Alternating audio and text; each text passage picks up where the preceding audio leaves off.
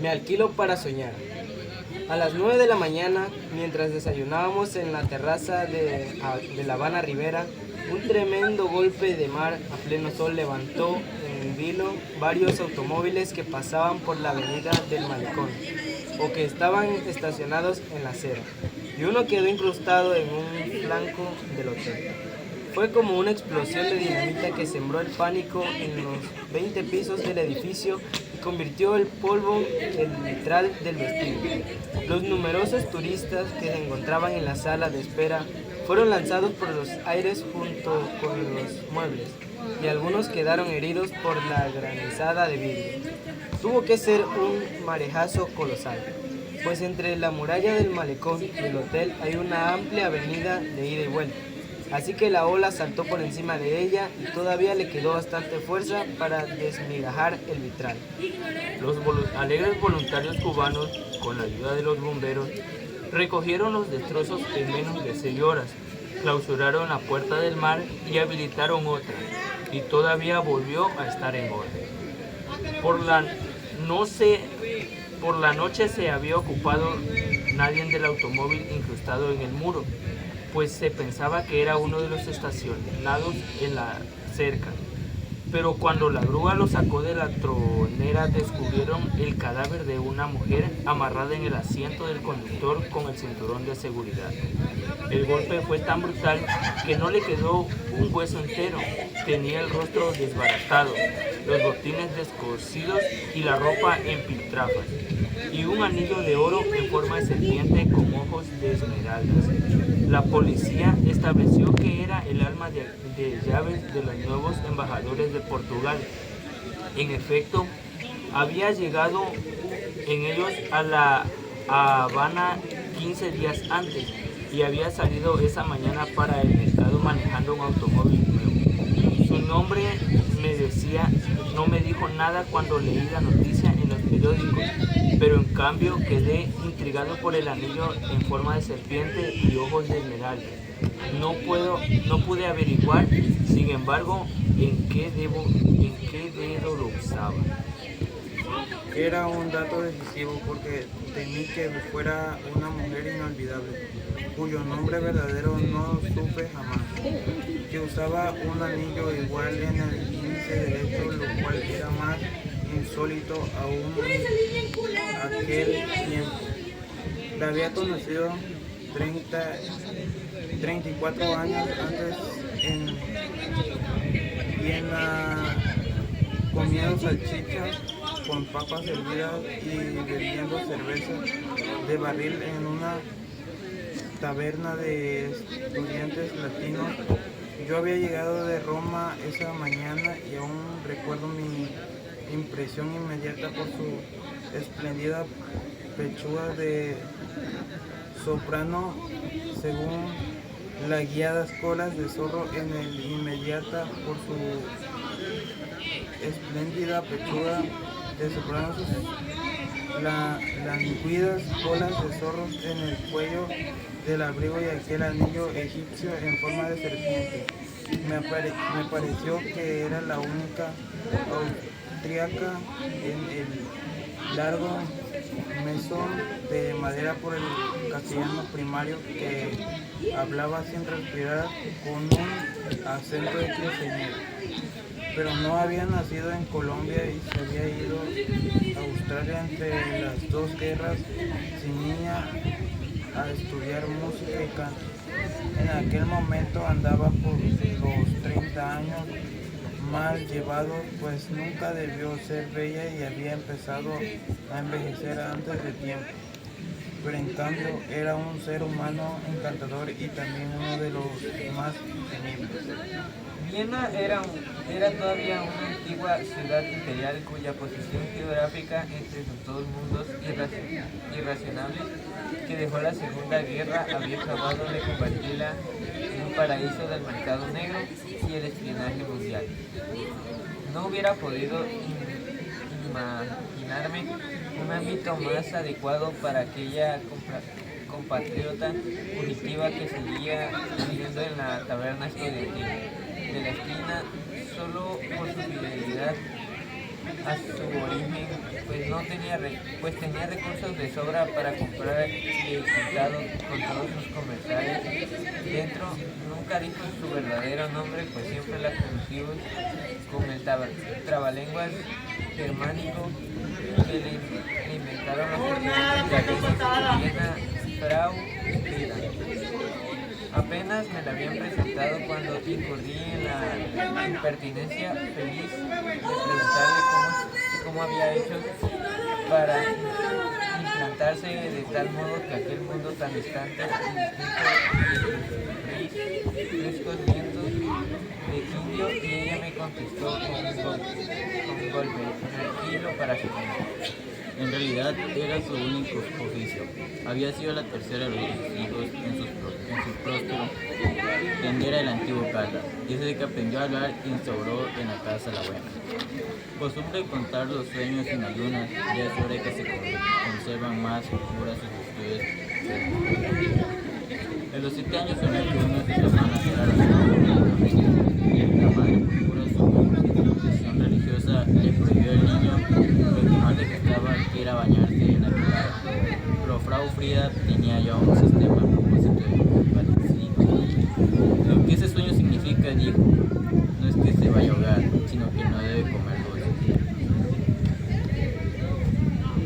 La sola interpretación parecía una infamia cuando era para un niño de 5 años que no podía vivir sin sus golosinas dominicales.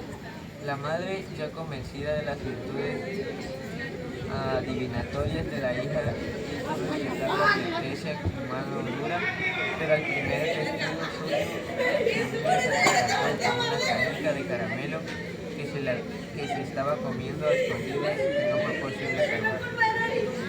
Frau Frida no había pensado en aquella facultad pudiera ser un oficio, hasta que la vida la agarró por el cuello en los crueles inviernos de hielo.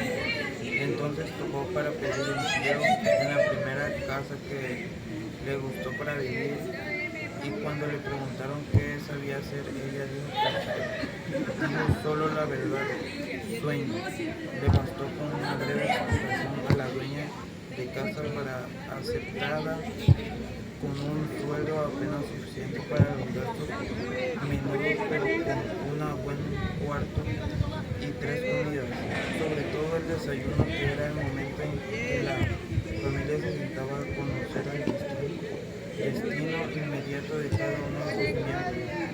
El padre, que era un rentista refinado, la madre una mujer alegre y apasionada de la música de cámara romántica, y 2 niños de 11 y 9 años, todos eran religiosos y por lo mismo propensos a las supersticiones arcaicas, y recibieron encantados a Frau Frida con el único compromiso de descifrar el destino diario de la familia a través de los sueños. Lo hizo bien y por mucho tiempo, sobre todo en los años de la guerra, cuando la realidad fue más siniestra que las pesadillas. Solo ella podía decir a la hora del desayuno lo que cada quien debía hacer aquel día, y cómo debía hacerlo, hasta que sus pronósticos terminaran por ser la única autoridad en la casa. Su dominio sobre la familia fue absoluto. Aún el suspiro más tenue era por orden suyo.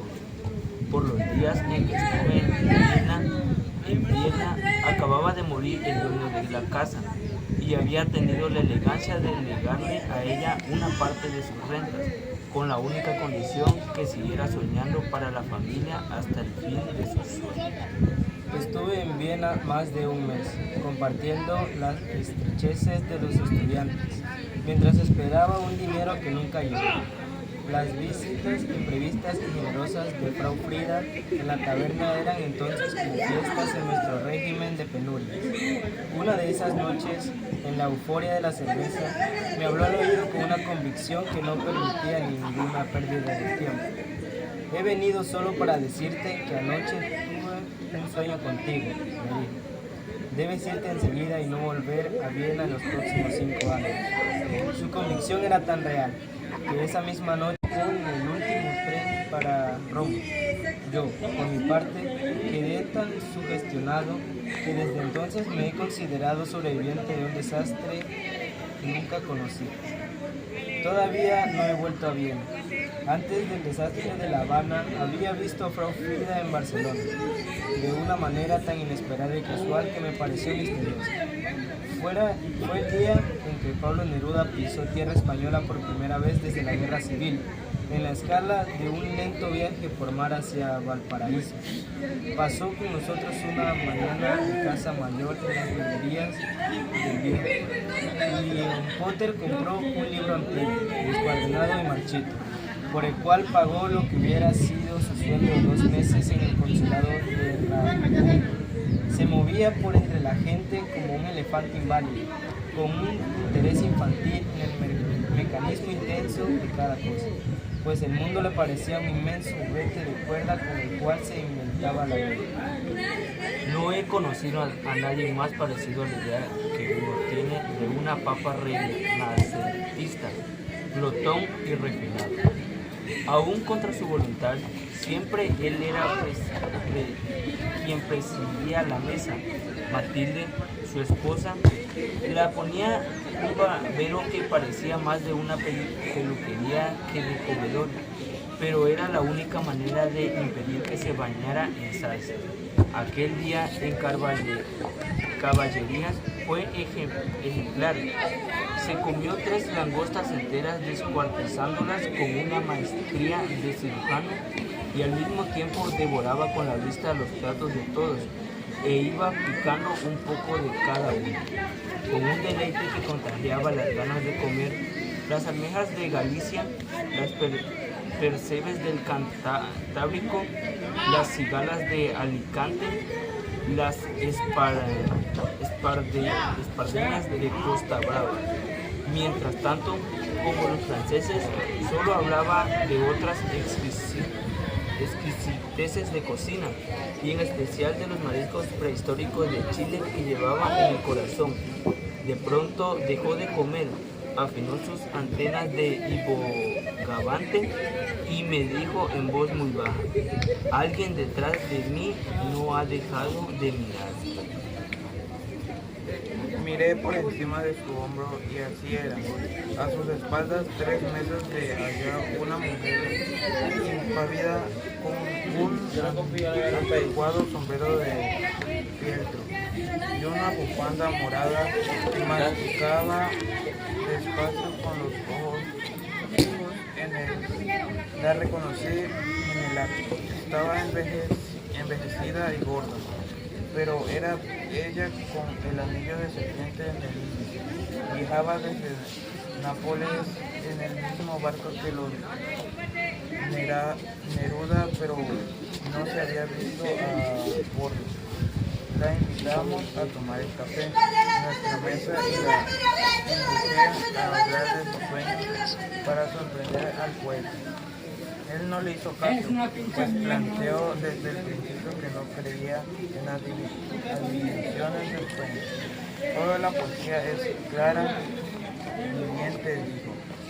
Después del almuerzo, en el inevitable paseo por las Ramblas, me tracé a un propósito con Frau Frida para refrescarme sus recuerdos sin oídos ajenos. Me contó que había vendido su propiedad de Australia y vivía retirada en Porto, Portugal, en una casa que describió como un castillo falso sobre una colina desde donde se veía todo el océano hasta los Américas. Aunque no lo dijera en su conversación, quedaba claro que el sueño había terminado por apoderarse de la fortuna de sus inefables patrones de dinero.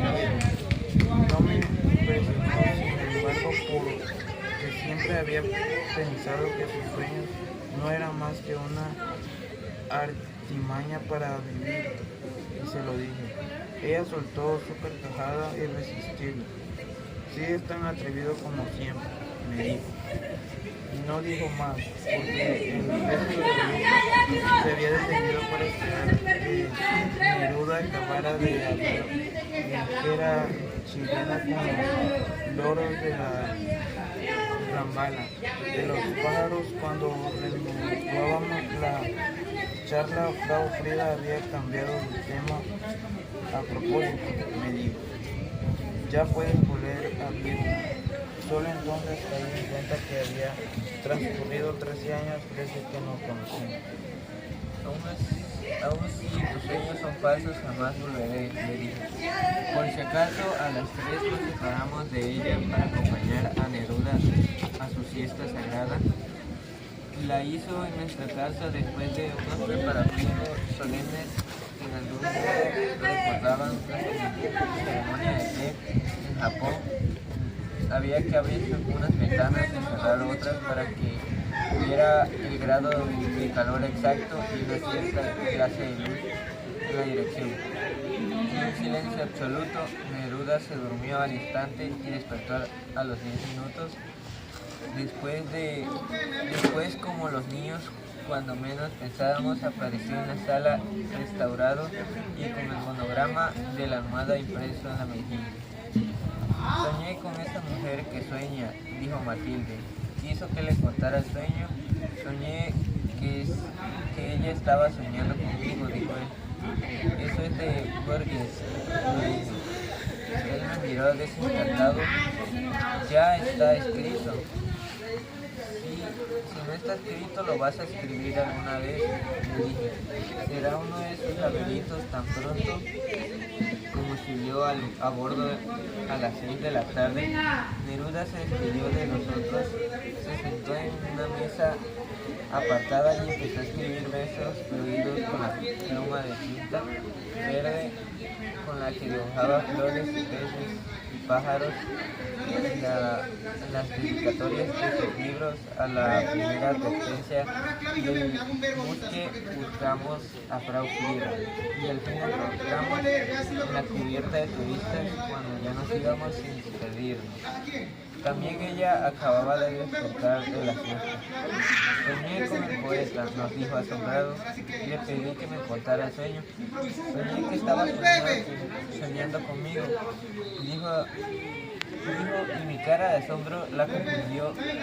¿Qué quieres? A veces, entre tantos sueños, se nos cuela uno que no tiene nada que ver con la vida real. No volví a verla ni a preguntarle por ella hasta que supe la niña en forma de culebra de la mujer que murió en el naufragio del Hotel Rivera.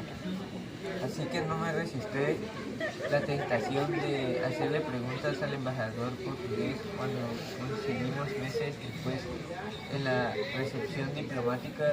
El embajador me habló de ella con el gran entusiasmo de una enorme admiración. No se imaginaba lo extraordinaria que era, me dijo. Usted no habría resistido la tentación de escribir un cuento sobre ella, y prosiguió en el mismo tono con detalles sorprendentes, pero sin una pista que me permitiera una conclusión final. En concreto, le precisé por fin, ¿qué hacía? Nada, me dijo él con un cierto descanso que soñaba. Yo soy Alexander Gabriel Tique de Dios. Yo soy Eder Giovanni Valier Oliva. Yo soy Jesús Antonio Tiqueo Bando. Yo soy Gael Ronaldo Zapata Castillo. Yo soy Eric Giovanni Torres Fuentes. La lectura nos pareció interesante por el hecho de que una persona soñaba y esos sueños era un tipo de superstición, pero en cierto modo se hacía realidad. Y pues era muy interesante ver cómo cada persona iba coincidiendo sus sueños con lo que les contaba al despertar esta mujer.